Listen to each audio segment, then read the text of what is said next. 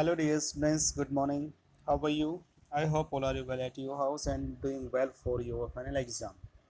So dear students, we are doing here tenses and I told you the present indefinite tense, present continuous tense and present perfect tense. Today onwards I am going to teach you the present perfect continuous tense.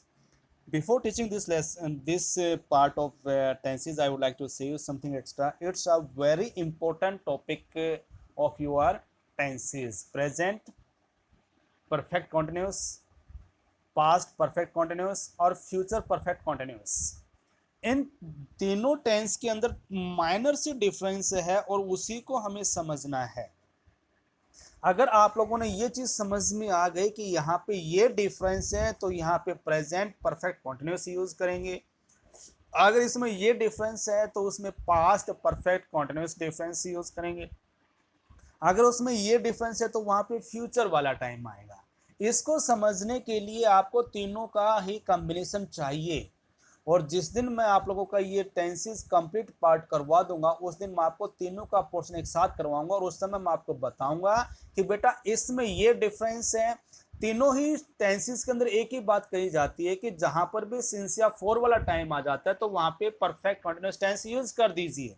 No doubt हम use करते हैं, लेकिन जब आपके सामने वो present की बात करा तो उसमें हम पास्ट कैसे यूज करेंगे, और यदि उसमें पास्ट की बात करा तो उसमें ना तो हम प्रेजेंट यूज कर सकते हैं और ना ही हम उसमें फ्यूचर यूज कर सकते हैं। तो ये चीज माइनर सी आपको देखने की आवश्यकता है कि भाई किस वजह से यहाँ पे हम present perfect continuous tense use करेंगे और इस वजह से इसमें हम past perfect continuous tense use करेंगे और इस वजह से हम यहाँ पे future perfect continuous tense use करेंगे।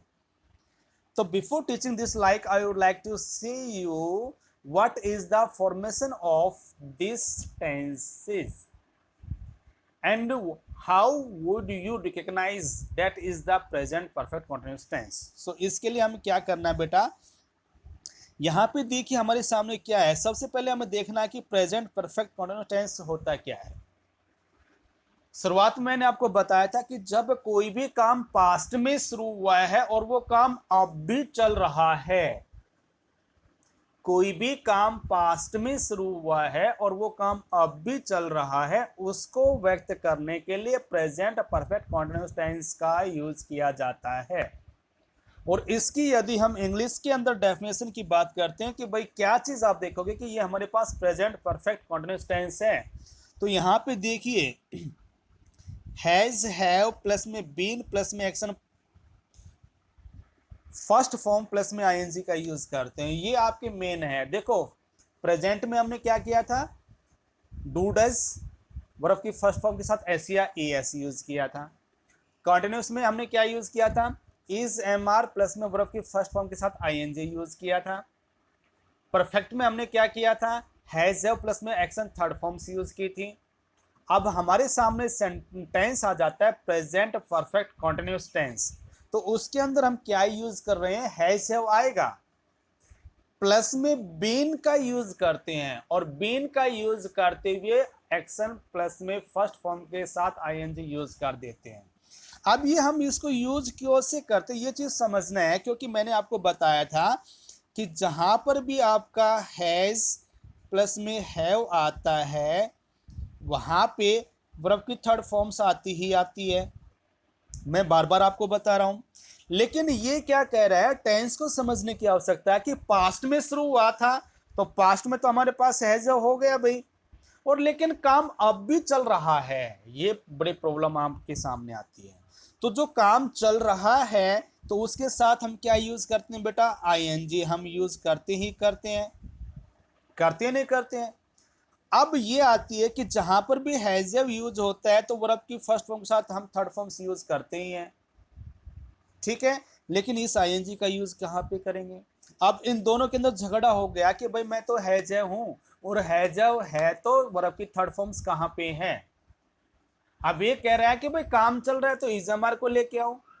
अब इजमार लेके आओगे तभी तो काम चलेगा। अब इजमार को लेके आओ, तो अब ये क्या कह रहा है कि भाई चलो ठीक है, आपने काम पास्ट में शुरू किया तो हैज हैव लगा दो, ओके। अब ये कह रहा है कि भाई काम चल रहा है तो आप इसमें कोई बात नहीं, आप क्या करो, वर्ब की फर्स्ट फॉर्म के साथ क्या लगा देते हैं, आईएनजी लगा दीजिए। लगा दिया हम लोगों ने। अब यहाँ पे प्रॉब्लम तो सॉर्ट आउट नहीं, ये भी कह रहा है कि भाई मेरे थर्ड फॉर्म्स कहाँ पे हैं, और ये कहते हो भाई मैं इसको छोड़ नहीं सकती हूँ। तो यहाँ पे एक वर्ड और आ जाता है बी। वो कहता है चलो यार तुम दोनों के मैं झगड़ा मैं खत्म करता हूँ, आप ऐसा करो मेरे को बी को बीच में लगा दो। अब कहता है कि भाई मेरी थर्ड फॉर्म्स तो ठीक है भाई, मेरे अंदर लगा दो ना। तो यहाँ पे थर्ड फॉर्म्स इसके लिए आ जाती है, और जो काम चल रहा है वो इसके लिए हो जाता है। ये चीज़ इंपॉर्टेंट है।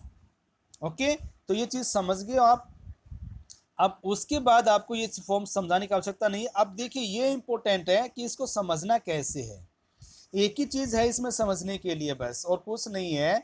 क्या कह रहा है कि आपका ऐसा एक्शन जिसमें सिंस या फॉर वाला टाइम दे रखा होगा, भाई मैंने पहले बता दिया, पास्ट में भी मिलेगा फ्यूचर में भी मिलेगा। लेकिन यहाँ पे जो मेन चीज़ देखने की बात है कि प्रेजेंट को बताने वाला वर्ड्स, ये वर्ड्स यदि मिलेंगे तो ही हमारे सामने present perfect continuous tense use करेंगे।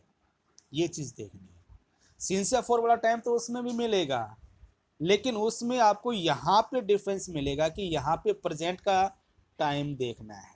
अब देखना कैसे है वो देखिए। जैसे कि फर्स्ट एग्जांपल, मान लीजिए कि हमारे पास आई ये बैलेंस है, और यहाँ पे लिव ये वर्ब आई आपकी। अब देखो क्या देखा आप लोगों ने, आई इन दिस आवर्स फोर वाला टाइम आ गया, 2 आवर्स आ गया। अब क्या देखना है भाई, यहाँ पे दिस दिया हुआ है, और दिस क्या है, प्रेजेंट सोविंग वर्ड्स है। और जहाँ पे प्रेजेंट सोविंग वर्ड्स आ जाता है तो present perfect continuous tense use करेंगे। इसलिए इसने आई हैव बीन लिविंग किया है, इसलिए इसने आई हैड बीन लिविंग नहीं किया, इसलिए इसने विल बी लिविंग नहीं किया।